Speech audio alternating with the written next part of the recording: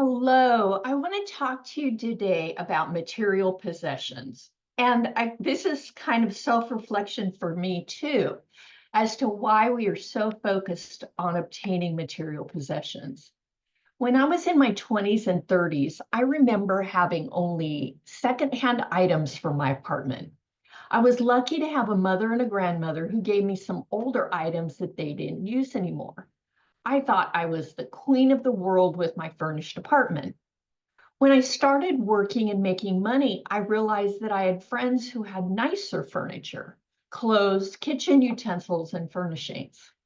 I started to feel kind of jealous. That is when I learned about credit cards and overspending.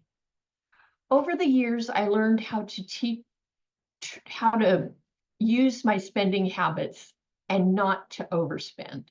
But that is for another video.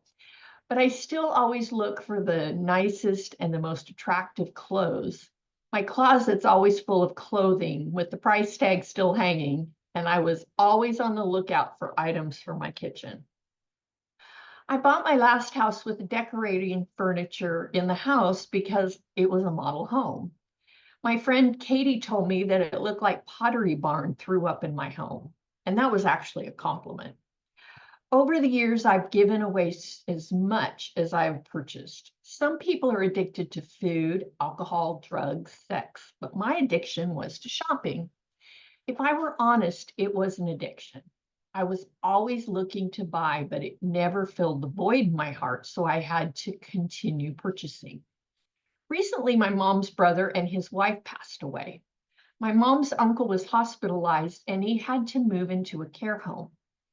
Now, she had two houses with a lot of possessions to go through, and I ended up with some very beautiful and sentimental items. But what hit me was that I was going through stuff that none of them could take their possessions with them. My mom's uncle had no one to give the stuff to, and there was a whole house of memories, treasures, photos, clothing, dishes, electronic stereo equipment, and many other items. I felt bad because he has so many priceless items that just can't go with him.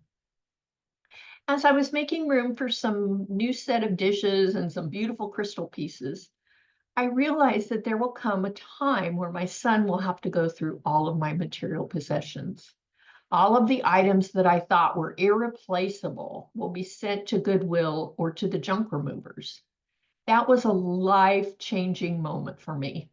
We spend so much time worrying about what we have or don't have and who will notice that we forget that we cannot bring it with us when we leave this earth.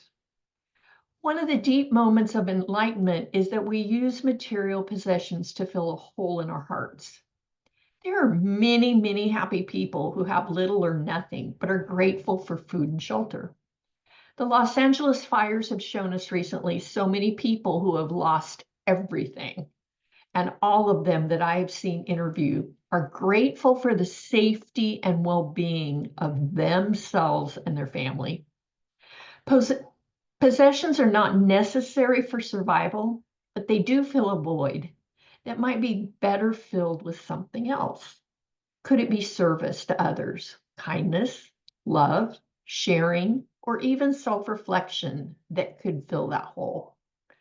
If we're trying to fill a void with possessions, I would love to hear your story and support you in looking for a better alternative that is more satisfying.